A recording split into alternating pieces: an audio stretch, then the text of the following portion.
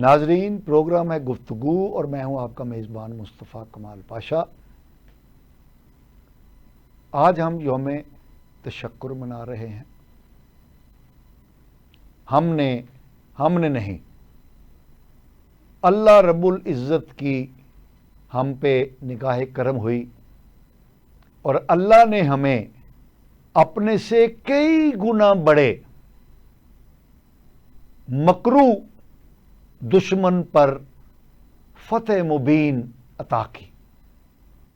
हिंदुस्तान अपनी अस्करियत के लिहाज से, फ़ौजों की तादाद के एतबार से, असलहे की मिकदार के एतबार से, मईशत के एतबार से, आलमी सफारतकारी के लिहाज से और जो भी लिहाज हम देखना चाहें, हर लिहाज से पाकिस्तान पर बरतरी रखता है।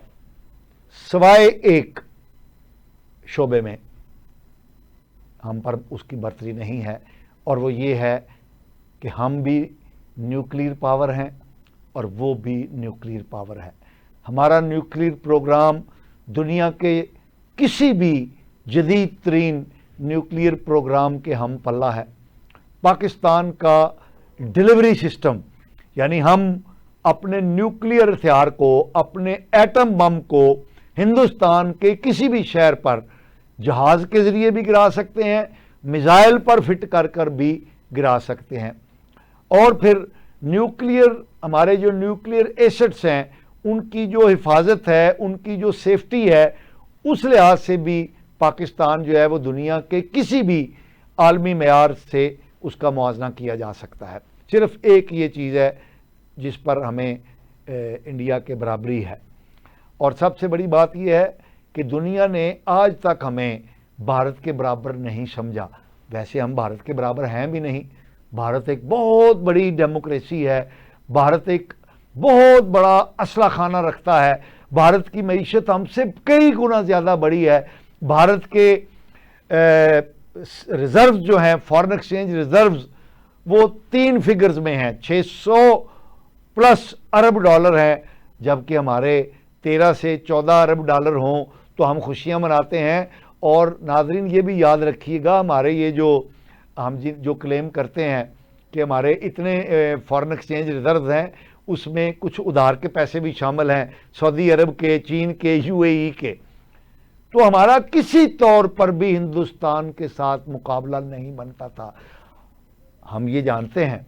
इसीलिए हमने अपनी जो दिफाई हिकमत अमली बना रखी है वो दिफाई है, यानी हम हमला करने के लिए हमने कोई स्कीम कभी बनाई नहीं है। हमारी पूरी जो प्लानिंग है वो ये है कि ये मकरू दुश्मन जो है हमारा, हमसे कई गुना बड़ा दुश्मन जो है हमारा, जिसने हमारे वजूद को तस्लीम ही नहीं किया, वो अगर हम पर हमलावर हो तो हमने अपने आप को बचाना कैसे है।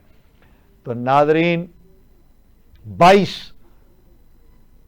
अप्रैल को पहलगाम में फॉल्स फ्लैग ऑपरेशन किया, और उसका मकसद सिर्फ यही था कि पाकिस्तान पर हमला किया जाए, बहाना पैदा किया, और फिर हिंदुस्तान ने हम पर हमला कर भी दिया। ठीक ठाक हमला किया। हमारे 700 ड्रोन उसने लॉन्च किए, और वो ड्रोन वो थे जो दुनिया के जदीद तरीन ड्रोन थे, इसराइली, मेड इन इसराइल। और उन ड्रोन को, उस ड्रोन ऑपरेशन को लुक आफ्टर करने के लिए, कंट्रोल करने के लिए, डायरेक्ट करने के लिए दिल्ली के अंदर इसराइली माहिरीन मौजूद थे। फिर पाकिस्तान पर हवाई हमला करने के लिए दुनिया का जदीद तरीन air system, fighter system Rafale Hindustan ने खरीदा था। फिर मिसाइलों के अटैक को रोकने के लिए S-600 या S-400 दुनिया का जदीद तरीन सिस्टम रूस से खरीदा था। आयरन डोम टाइप वो भी इंडिया ने खरीद रखा था, इंस्टॉल किया हुआ था। और फिर दुनिया के, यानी राफेल के अलावा जो दुनिया के जदीद तरीन फाइटर जहाज थे वो भी इंडिया ने खरीद रखे थे, और वो सब हम पर हमलावर हुए। फिर उनके साथ जो हुआ, اس میں مجھے نہیں لگتا کہ ہمارا کوئی کمال ہے. یہ اللہ رب العزت کی ہم پر نظر کرم تھی کہ ہم نے فتح پائی. یہ کیا ہوا؟ قوم میں اضطراب پیدا ہوا، جوابی کارروائی لیٹ ہوتی چلی گئی، تو قوم کے اندر ایک اضطراب تھا کہ پاکستانی فوج، پاکستان کی فضائیہ، پاکستان کی بحریہ جوابی حملہ کیوں نہیں کرتی. 3 دن تک یہ شدید اضطراب رہا. یہ سارے معاملات ڈسکس کرنے کے لیے آج ہمارے ساتھ بہت ہیوی قسم کا پینل موجود ہے، جس میں ہمارے مایا ناز صحافی بہت بڑے گروپ کے ساتھ وابستہ ہیں، رابطے بھی رکھتے ہیں، معلومات بھی رکھتے ہیں، اور معلومات کا بڑے اچھے طریقے سے استعمال بھی کرتے ہیں. جناب میاں سیف الرحمان صاحب ہمارے ساتھ شریک گفتگو ہیں. آج ان سے بڑی ایکسکلوسیو ہم گفتگو کریں گے. ہمارے ساتھ دوسرے ہمارے بڑے معروف اور معتدل تجزیہ نگار جناب میاں لیاقت علی صاحب ہمارے ساتھ شریک گفتگو ہیں. ویلکم جناب میاں لیاقت صاحب. شکریہ. اور ان دونوں بزرگوں کے ساتھ ویسے تو یہ مائنڈ کرتے ہیں، نوجوان بزرگ چلو ہم کہہ لیتے ہیں، 70+ میں ہیں دونوں ہی شاید، لیکن نوجوان دونوں ملا کے 150 ہو جاتے. نوجوان بزرگوں کے ساتھ ایک حقیقی نوجوان وقار احمد صاحب ہمارے ساتھ شریک ہیں. آپ سینئر تجزیہ نگار اور صحافی ہیں. ویلکم جناب وقار صاحب. میاں صاحب آپ سے بات کا آغاز کرتے ہیں. جناب آپ نے جتنی بات کہہ دی کوئی آغاز کا موقع نہیں رہا. نہیں ماشاءاللہ بہت عمدہ آپ نے. اچھا میاں صاحب جی ضرور. یہ ڈیلے کیوں ہوا جوابی حملہ جو ہم نے 10 تاریخ کو کیا؟ یہ بہت اچھا اس کو تھوڑا سا ایک بیک ڈراپ میں تھوڑا وضاحت کروں گا. آپریشن سوئفٹ ریٹارٹ ویسے جو ہوا تھا ابھی نندن والا 2019 کا، وہ سوئفٹ ریٹارٹ تو ہر کہتی سے ہے نا کہ فوری جواب، فوری جواب، کوئک. لیکن اس وقت بھی آپ کو یاد ہوگا اسی طرح کی چہم گوئیاں ہمارے شروع ہو گئی تھی کہ ہم کیوں نہیں کر رہے. بالا کوٹ پہ آگے جی اس نے ہماری ٹیریٹوریل سوورنٹی کو اس نے بریچ کیا اور آگے فائرنگ کیا. بھلے اس میں ایک درخت کو آگ لگی یا جل گیا یا ایک کوا مرا. اس وقت بہانا کیا بنایا تھا انہوں نے؟ یہ حملہ انہوں نے کہا جی حملہ کرنے کا بہانا کیا بنایا؟ یہی کہا تھا کہ یہاں ٹیررسٹ کیمپس ہیں اور ٹریننگ ہو رہی ہے، ان کے پیچھے چھپے ہوئے ہیں ادھر سارے. تو انہوں نے یہ دیکھیں وہ ایک بات بڑی اچھی اسحاق ڈار صاحب نے کہی، اور وہ باقاعدہ فورن آفس کا بیان ہے. وہ ہے کہ بھارت نے فیبریکیٹ کیا کیسس بیلی. اب کیسس بیلی پرٹیکولرلی ایک ایسی ٹرم ہے، اصطلاح ہے جو اسی پہ اطلاق ہوتا ہے وار کا، کہ وار کی کوئی ایک ڈھونڈنا بہانا. اچھا جنگ کرنے، جیسے فالس فلیگ کہہ لیں، پہلگام کہہ لیں، ماضی میں پلوامہ ہو گیا یا سارا. اور یہ بات اب سامنے آگے سچ ثابت ہو رہی ہے. اب یہ دونوں جعل سازی تھی، بہانا تھا. اب یہ تھا کہ یہ اس وقت بھی ہمارے ہاں، چونکہ آپ نے پہلے ابتدا میں کہہ دیا، دیکھیں 1:6 یا کچھ تو اینالسٹ کہتے ہیں 1:10 کی ریشو ہے ہماری اور ان کی آرمامنٹس کی، فوج کی. اور اکانومی تو جیسے آپ نے بتا دیا $600 ارب، وہ تو شاید 1:100 کے قریب ہو جائے گی. کمپیریبل ہی نہیں ہے، وہ نہیں ہے. تو جو اکنامک مائٹ ہے اس کو بھی ہاتھ ڈالنا اتنا آسان نہیں ہوتا. پھر آپ دیکھیں کہ ان کی جو لائک مائنڈیڈ فورسز ہیں پیچھے، یہ پورا ویسٹ اسرائیل، یہ باقاعدہ 1-2 دن کا ہوم ورک ہوا ہے on a very fast track, laser track پہ. اس میں بہت سی جگہوں پہ کچھ میسیجز کنوے ہوئے ہیں، بہت سی جگہوں سے کچھ ایشورنس لی گئی، جن میں یقیناً چائنا سب سے اول ہمارا وہ سپورٹ تھا. اور جیسا میں نے پہلے بھی آپ کے ایک پروگرام میں کہا کہ چائنیز ایمبیسڈر نے خود مجھے بتایا کہ ہمارے پاکستان کے ساتھ ملٹری ٹو ملٹری ریلیشنز ہیں، اور پاکستان نے یعنی سوئچ کر لیا ہوا ہے ماضی میں from American and British to China. اطلاع یہ ہے میاں صاحب کہ 80 یا 81% جو اب ہماری آرمامنٹس ہے، ملٹری اکوپمنٹ، وہ چائنیز ہے. اور اس میں پورے کا پورا ایک باقاعدہ ہماری ہے بیٹل ہارڈنڈ آرمی. انہوں نے بہت سی جنگیں ویسے بھی لڑی ہیں صاحب 40 سال سے. 79 میں جب سوویت افواج آئی ہیں جی بالکل، تو اس وقت سے پاکستان بھارت کا یہ ایکسپیرینس نہیں ہے. ٹھیک ہے. تو یہ انہوں نے باقاعدہ اس پہ کام کیا. آپ دیکھیں کہ جو اسٹریٹجی کیا ہوئی، یہ ملٹی پرونگ اسٹریٹجی تھی. ملٹی پرونگ اسٹریٹجی کو جوڑنا بھی کام ہوتا ہے. یہ باقاعدہ ہم پورا الرٹ تھے, اسٹیٹ آف الرٹنس کے ساتھ ساتھ وی ٹک دم بائی سرپرائز.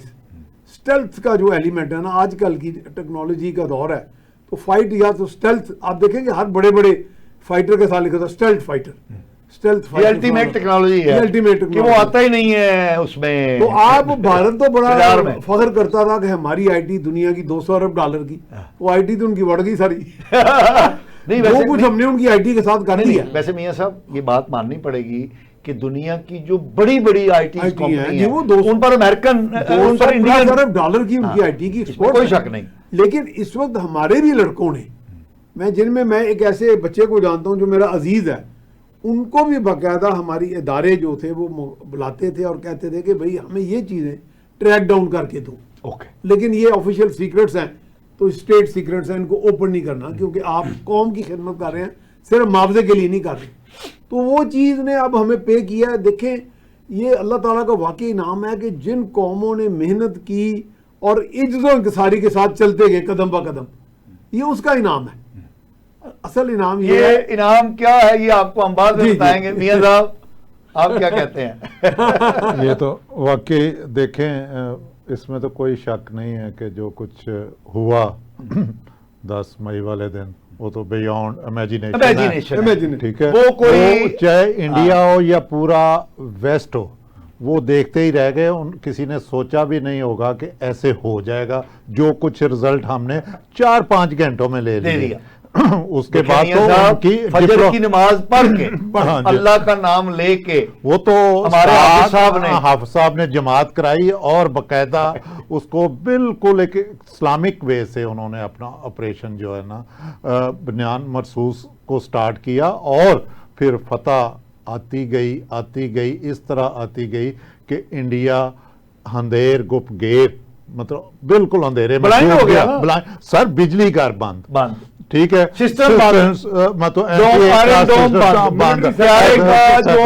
تھا جیم, اوپر سے مزائل پہ مزائل.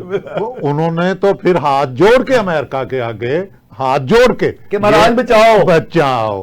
ادروائز آپ کو پتا انڈیا کبھی بھی ہمارے, اگر ہم ذرا بھی ویک ہوتے, بادشاہ صاحب انہوں نے تو کسی صورت ہمارے ساتھ تعاون نہ جی, نہ تعاون, نہ رعایت, اور نہ ہی کو رحم کرنا. اچھا میاں صاحب یہ بات تو بالکل ثابت ہو چکی ہے کہ یہ جو امریکہ کودا ہے, اس سے پہلے وہ مودی کہہ چکا تھا کہ بھائی کوئی تھرڈ پارٹی بیچ میں نہ آئے, تو اب یہ طے ہو چکا ہے کہ ہندوستانی قیادت کی درخواست پر نہیں, وہ امریکہ نے ایکٹ کیا ہے. وہ جو آپ کا صحافی ہے نا امریکن نک رابرٹسن, جس کی رپورٹ جس نے واضح طور پہ شائع کیا, اس نے کہا جی یہ جو جنگ ہے سٹارٹ انڈیا نے کی, اور اس کا اینڈ بھی انڈیا کی ریکویسٹ پہ ہوا, سیز فائر, یہ اس نے کہہ دیا. اور اس نے بتایا وہ بڑا, اس کی بڑی عزت ہے انٹرنیشنلی, ہاں سی این این کے, اس کی بڑی عزت ہے, وہ کبھی مطلب بلف نہیں کرتا. ہاں اس نے کیا, اس نے ساری چیزیں پروون کر کے کہا.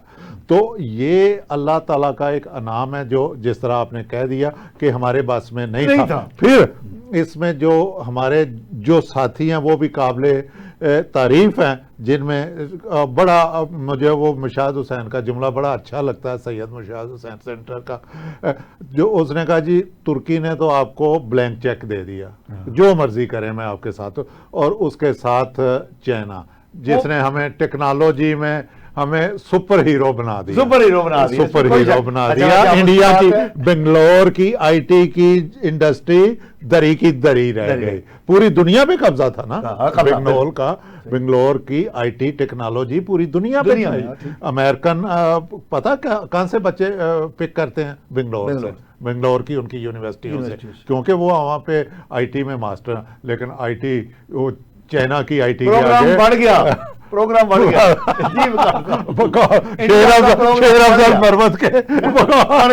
جی. اس میں پاشا صاحب بات یہ ہے کہ 10 مئی کو بڑا سرپرائزنگ تھا انڈیا کے لیے, کیونکہ وہ یہ چیز ایکسپیکٹ نہیں کر رہے تھے کسی بھی طرح سے, اور اس میں پاکستان اکوپڈ تھا یہ تو انہیں پتا تھا, لیکن پاکستان کے نے جس طرح سے انہیں ٹیکنالوجی پہ ہی وہ بوسٹ کرتے ہیں, اسی پہ ہی انہیں زوم تھا کہ وہ بہت آگے نکل چکے ہیں.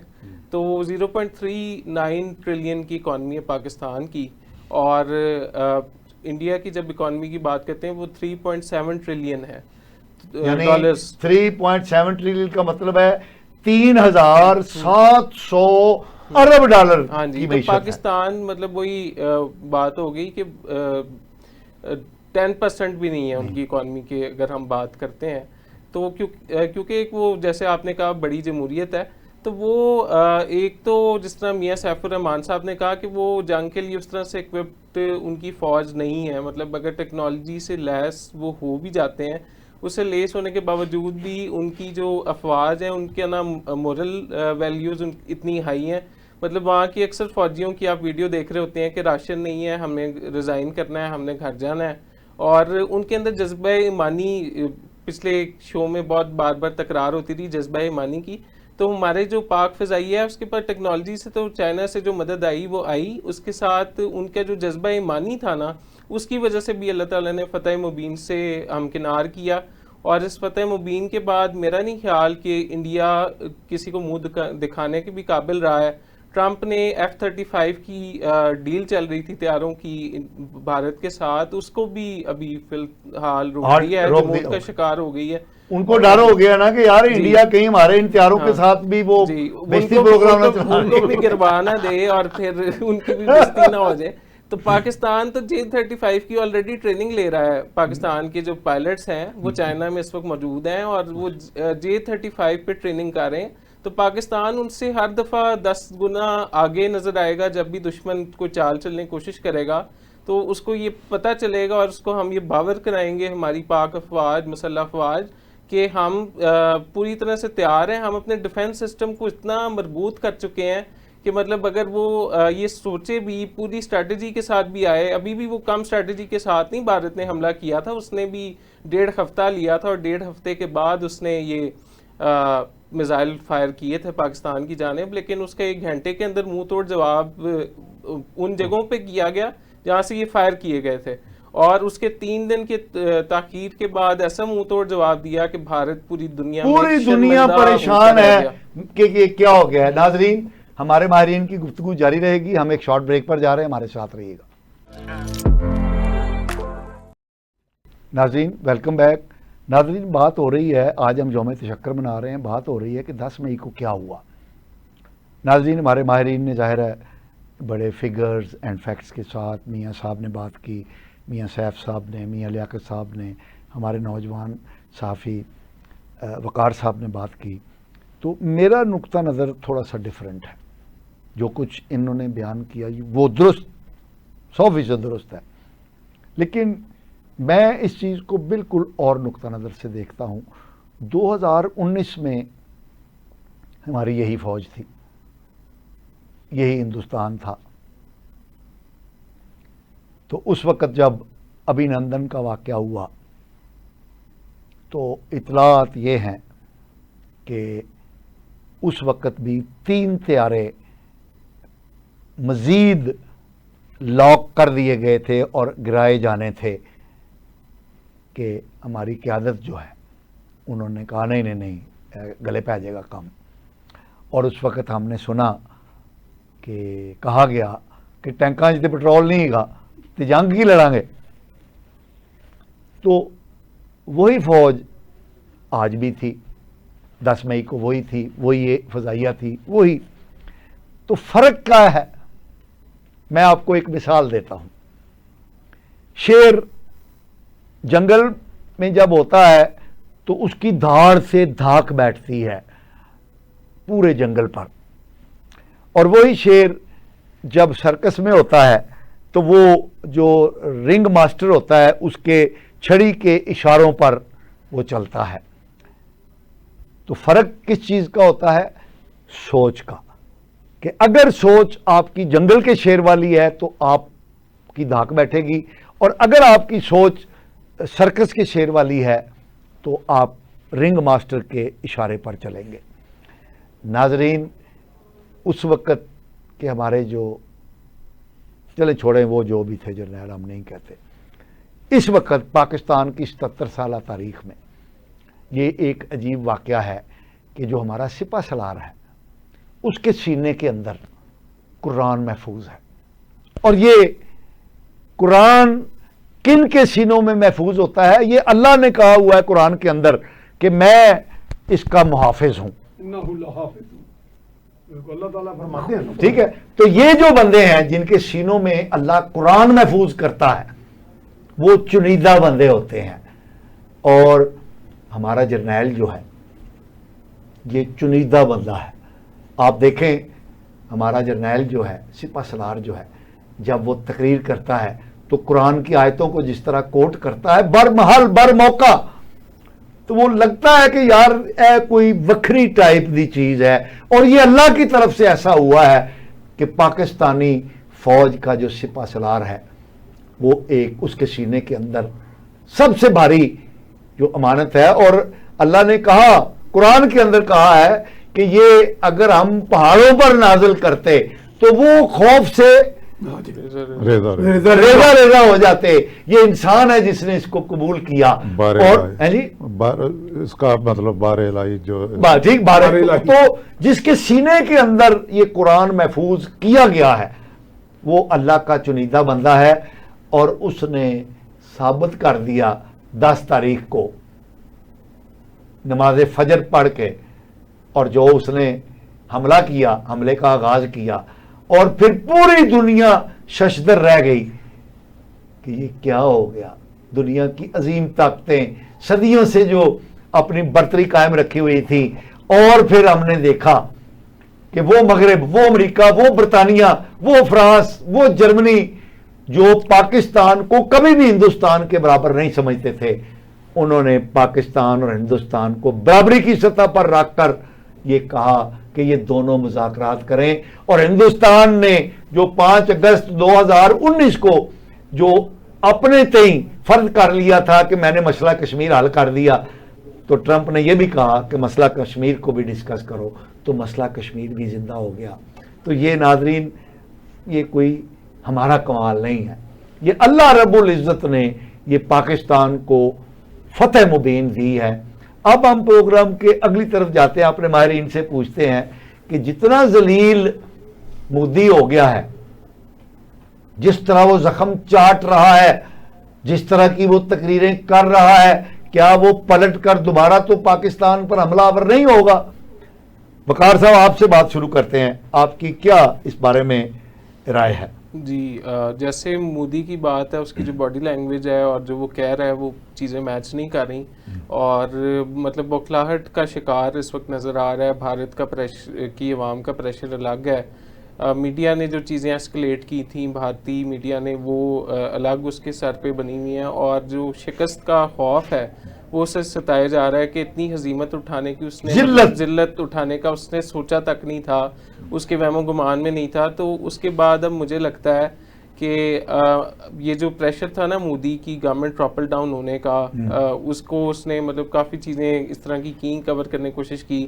جس طرح S-400 ڈیفنس سسٹم کے پاس کھڑے ہو کے اس نے پریس کانفرنس کی کہ بیک گراؤنڈ میں وہ میزائل جو پڑے ہوئے نظر آئے جبکہ وہ 5 کمپوننٹس کا پارٹ ہوتا ہے S-400 تو وہ کمپلیٹ نہیں تھا. پاکستان نے اس کا پورا بیٹری سسٹم اور جو جس سے وہ لانچ ہوتا ہے نا وہ سارا کچھ انہوں نے نیست و نابود کر دیا ہوا. تو اس کے بعد مجھے لگتا ہے کہ مودی جتنی بھی کوشش کر لے یا جتنی بھی اس کی مطلب اس کو پریشر ہو عوام کی طرف سے لیکن ابھی فی الحال مجھے نہیں لگتا کہ مودی دوبارہ جنگ کی طرف جائے گا. اس کی وجہ یہ ہے امریکہ کی طرف سے بھی بہت چیزیں سامنے آ گئی ہیں. امریکہ نے سرمایہ کاری کافی حد تک روک دی ہے. ٹرمپ نے قطر میں ایپل کے CEO کو کہا ہے کہ آپ نے انویسٹمنٹ بھارت میں کارخانے مت لگائیں اور ایپل وہاں پر نہیں بنے گا. اس کے علاوہ بھی مطلب بہت سے چیلنجز ہیں. مطلب اب تھو ہو رہی ہے مودی کے لیے. صرف روس اس وقت کھڑا ہے بھارت کے ساتھ اور اسرائیل کھڑا ہے. باقی جو اس کی صف میں اس نے امریکہ کو آوازیں دے دے کے بلایا نا کہ آئیں مجھے بچائیں مطلب ہم پھنس گئے ہیں یا ہم پر حملہ ہو رہا ہے. تو وہ امریکہ بھی اب اس کے ساتھ دینے کو تیار نہیں ہے. تو پھر جب امریکہ کی سپورٹ آپ کھو دیتے ہیں اور آپ مطلب صرف روس کے سہارے تو نہیں آپ حملہ کر سکتے. جی میاں صاحب. تو وہ نہیں کر سکتے. پاشا صاحب دیکھیں ابھی تک جو آپ نے سوال کیا ہے نا کہ کرے گا یا نہیں کرے گا یا کیا صورتحال ہے, دیکھیں اس وقت تو نہیں لگ رہا پریزنٹلی جو اس وقت کرنٹ سنیریو چل رہا, ابھی تو نیئر فیوچر میں مجھے ایسا کچھ دکھائی نہیں دے رہا, کیونکہ آپ کو پتہ ہے امریکہ ٹرمپ گاڈ فادر ہے فار انڈیا کے, کوئی شک نہیں, اس میں کوئی ڈاؤٹ والی بات نہیں ہے, کیونکہ انہوں نے اسی کے سہارے پہ پہلا بھی انہوں نے گو ہیڈ دیا تھا تو انہوں نے کیا. ان کے جے ڈی وینس کی جو تھی انڈیا کو اس کی وجہ سے وہ دلیر ہوئے تھے, ادروائز وہ آپ کو پتا ہندو بڑکیں جتنی مرضی مار لے لیکن میدان جنگ میں وہ اتنا بہادر نہیں ہے. ٹھیک, جبکہ جسی طرح وقار نے بھی کہا اور میاں صاحب بھی کہہ رہے ہیں کہ ہم ایک تو ہمارے پاس ٹیکنالوجی ہے, ٹیکنالوجی کے پیچھے ایک ذہن ہے, ایک کاوش ہے, ایک محنت ہے, اور سب سے بڑھ کر جذبہ ایمانی جو مسلمانوں میں ہے. صرف ہم بغیر ہاں جی وہی میں نے کہا نا, وہ اس وقت تو نہیں کرے گا, لیکن میں آپ کو بتاؤں مودی بھولے گا نہیں اپنی اس ذلت کو, وہ کسی طرح اس ذلت کو کم کرنے کے لیے ان نیئر فیوچر ہم اسے اس طرح بھی کہہ سکتے ہیں کہ ہم اس وقت نہ حالت جنگ میں ہیں اور نہ ہی حالت امن میں,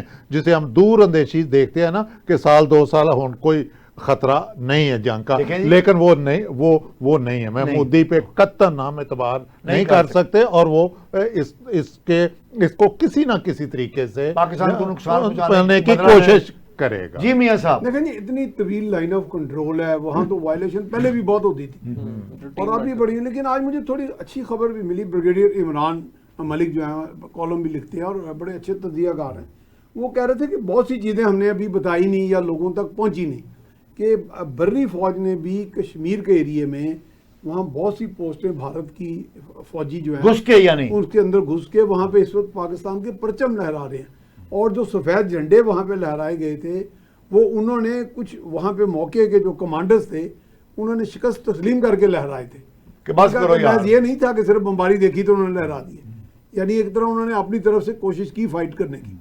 چلیں یہ تو ایک اچھی خبر ہے, لیکن ہمیشہ یوفوریا میں نہیں رہنا چاہیے ہمیں, یعنی تشکر تو کرنا ہے لیکن ساتھ تفکر بھی کرنا ہے. ٹھیک ہے, یعنی کہ ہم نے ہر طرح الرٹ رہنا ہے, اور اب وہ تمام محاذ کھولنے کی کوشش کرے گا زیر زمین, جس میں کوئی اپنی رابطہ کاری بڑھائے گا, کہیں آپ کے ہم اپنی پروکسیوں کو پھر ایکٹیویٹ کر سکتا ہے, اس پہ بھی ہم نے نظر رکھنی ہے.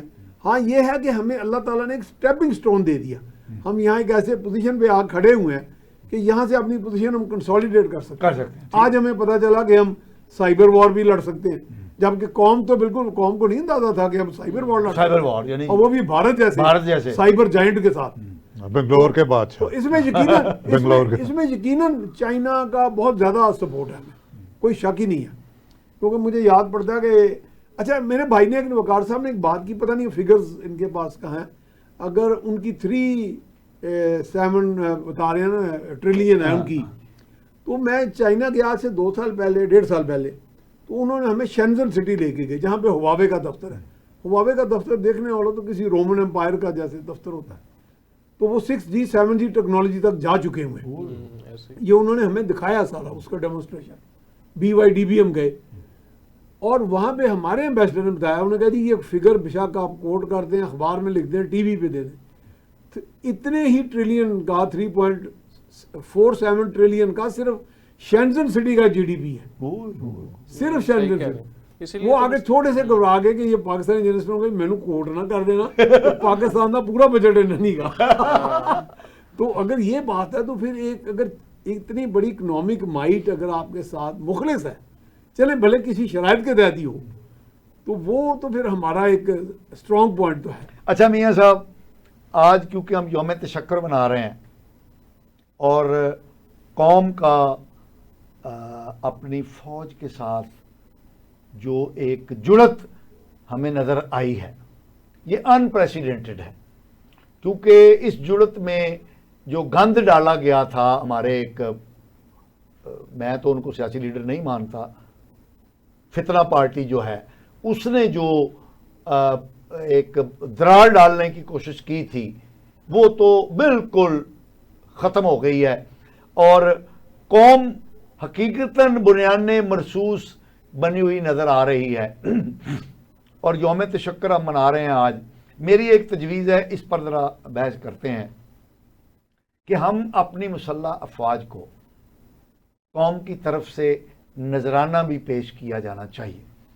تو میں یہ تجویز دیتا ہوں اپنے اس چینل کی وساطت سے کہ قوم جو ہے وہ نقد رقم جمع کرے، اس کی کوئی بھی صورت ہو سکتی ہے، اور وہ خراج عقیدت یعنی وہ پوری قوم روپیہ جمع کر کے تو وہ اپنی مسلح افواج کو پیش کرے ہدیہ تبریک کے طور پر، اور یہ پھر آرمی ان کے چیف کو اختیار دیا جائے کہ وہ کیسے تقسیم کرتے ہیں اپنی فیلڈز کے اندر اس کو تقسیم کرتے ہیں۔ اچھا سن 65 کی جنگ میں اگر آپ اجازت دیں تو ایک تجویز آئی، دفاعی فنڈ اس کا نام تھا، تو اس وقت روپے کے 100 پیسے ہوتے تھے، اور کہا گیا کہ ہر شخص 10 کروڑ آبادی تھی مشرقی پاکستان اور مغرب، اگر ہر شخص 1 پیسہ دے تو 1 ٹینک خریدا جائے گا۔ ہاں جی، تو 1 ٹینک خرید، ٹھیک ہے۔ ہاں تو یہ میری رائے یہ ہے کہ اب تو ہمیں ٹینکوں توپوں کی ضرورت نہیں ہے الحمدللہ، لیکن یہ ہے کہ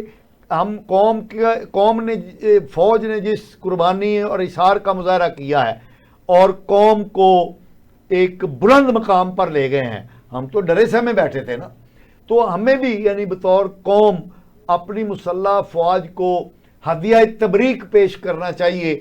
تو ہم ایک فنڈ، اب اس کا طریقہ کار کیا ہوگا؟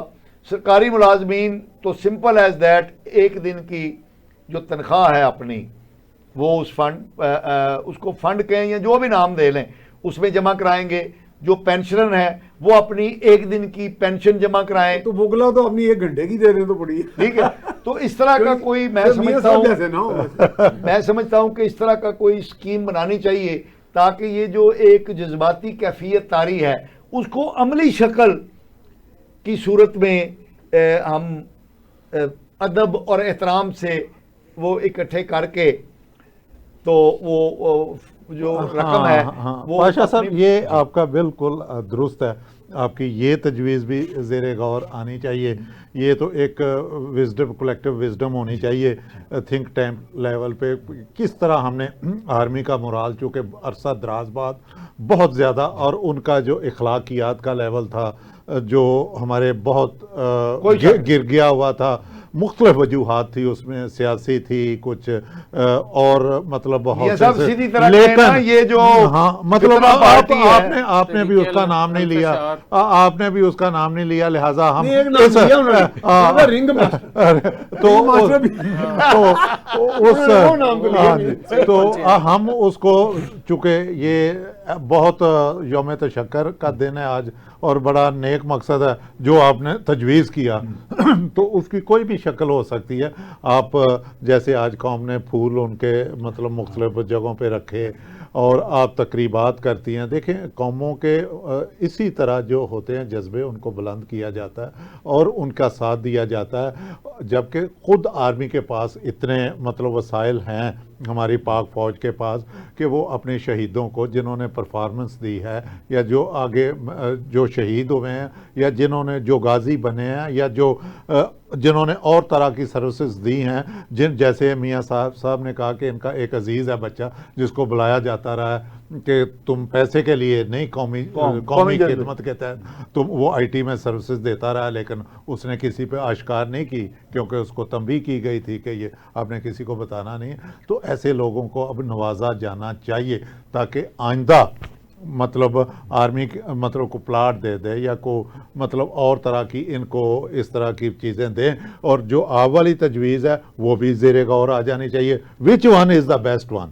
تو یوم تشکر جی میاں صاحب، جی بالکل آئی ایگری، میں سمجھتا ہوں کہ یعنی ایک تو ایک سرکاری انداز ہے نا وہ تو جاری ہے، میں کہہ رہا ہوں قوم کا ہر یہ میرا خیال ہے اس کو قوم کی طرف سے آپ جیسے ہدیہ تبریک میں گفٹ کہہ سکتے ہیں، gift gift from the nation, واہ، gift and salute from the nation, from मेरा the ख्याल nation. बहुत अच्छी तजवीज़ है, I 100% agree with it. जी जी जैसे आप ने कहा कि हमारी फ़ौज का मोराल हाई करने के लिए मतलब कौम एक तोहफ़ा पेश करे, तो इसको तोहफे को ट्रांसपेरेंसी के बहुत से इश्यूज आ जाएंगे। जिस तरह साकिब निसार डैम के लिए पैसे जमा करते रहे, हर पाकिस्तानी ने 10 रुपये जमा कराए, तो इसको भी गवर्नमेंट लेवल पे मतलब अगर गवर्नमेंट के थिंक टैंक्स बैठते हैं और इसका कोई एक पूरा फार्मूलेट करते हैं तो होना चाहिए। जिस तरह मियां लियाकत साहब ने कहा कि फ़ौज के पास वसाइल हैं, तो फ़ौज के पास उस कदर वसाइल नहीं हैं। मतलब 82 अरब अगर उनकी भारत की डिफेंस बजट है तो पाकिस्तान का सिर्फ 10 बिलियन है। तो पाकिस्तान को की फौज अपना कारोबार 82 अरब डॉलर जी का बजट है उनका डिफेंस का, हमारा 7 है या 10 है। और उस पर फिर फौज जो बिजनेस करती है तो फिर बहुत से लोग फौज के ऊपर तनकीद करते हैं या उसको तनकीद के निश्तर इस तरह चलाते हैं कि मतलब फौज को क्या ज़रूरत है बिजनेस करने की। फौज अपनी स्टेबिलिटी के लिए मतलब ये जितने भी फौजी रिटायर होते हैं उनकी लुक आफ्टर करने के लिए बिजनेसेस करती है। और फिर वो डिफेंस का बजट तो मुझे लगता है इस बजट में 40% बढ़ने जा रहा है और वो बढ़ना चाहिए भी, क्योंकि इसकी हमें अशद ज़रूरत भी है और हमारी फौज ने साबित भी किया है कि वो कितनी कैपेबल है और किस तरह जस्टिफाई किया है कि वो अगर बजट उन पे लगता है तो वो लगना और इससे 10 गुना ज़्यादा लगना ज़रूरी है, ताकि मुल्क का दिफा मजबूत रहे और दुश्मन की मैली आंख जो है वो हम पर ना पड़े। और हम इसी तरह मतलब अगर हम सुकून से सोते हैं ना तो उसके लिए हमारा हर एक फौजी जवान अपनी जान हथेली पर रख के बॉर्डर पे मौजूद होता है। हमारे जो पाक अफवाज जितनी भी हैं, बहरी हो, फ़िज़ाई हो या जो बॉर्डर पे लड़ते हैं, तो उन सब का मोराल इतना हाई रहता है कि वो जान हथेली पे रख के मौजूद होते हैं। तो मुझे लगता है कि उनका तो 10 गुना मजीद बढ़ना चाहिए। मेरी तो ये तजवीज़ होगी गवर्नमेंट। मैं एक ऐड करना चाहूँगा, नेशनल सिक्योरिटी एडवाइज़र ने हमारा को 5 जर्नलिस्ट के साथ एक जूम कॉन्फ्रेंस की थी आज से कोई 1.5 साल कबल। तो उसमें शामी साहब थे एक तरफ मैं भी था, तो उनको 4-5 लोग थे। तो मैंने उन्हें ये सवाल किया था ये जो बजट वाला, तो उन्होंने कहा जी I am saying it on record कि पाकिस्तान का दफाई सिस्टम हमारा पूरा अंडर रिसोर्स्ड है। कहते हैं जी मैं आपको इसका पूरी ब्रेकअप भी दे सकता हूँ। तो अगर ये ऑन रिकॉर्ड ये बात आई तो इसका मतलब कि अंडर रिसोर्स्ड है तो मसाइल हैं या नहीं? जी मियां साहब नहीं, मैं इस चूँकि यौम तशक्कर के मौके पे मैंने कहा कि हम एक हीरो को अपनी आज की गुफ्तगू में याद नहीं कर सके, अब उनको भी खराज अकीदत उतना ही पे कामरान मसीह तो हवाई शोबे में उन्होंने किया, जिन्होंने एक जो हमारी खबर थी जिसने इंडिया समेत पूरी दुनिया में तहलका मचा दिया, कमांड एंड कंट्रोल सिस्टम का इजलास बुलाया जाना, ठीक है। उसके मुअज्जद और हीरो कौन थे? वो थे डॉक्टर कदीर साहब। लिहाजा उनको भी मैं समझता हूँ अगर इंडिया की कहीं कोई चीज़ या उनका जो खून खुश्क होता है तो वो इस पे न्यूक्लियर टेक्नोलॉजी पे। और जो डॉक्टर साहब के देरीना साथी हैं, मेरी उनसे कहीं मुलाकात कल ही हुई कहीं को नमाज किसी मस्जिद में, तो वो इन लोगों की बहुत कुर्बानियां हैं। लिहाजा ये पहला उनको भी याद हमें रखना चाहिए। जनाब मियां लियाकत साहब, जनाब मियां सैफुर रहमान साहब, जनाब वकार साहब, आपका बहुत बहुत शुक्रिया। नाजरीन, यौम तशक्कर पर हम अपने रब के हुजूर सजदा रेज होते हैं और अपनी पाक फौज को सल्यूट पेश करते हैं। अगले प्रोग्राम तक के लिए अल्लाह हाफिज़।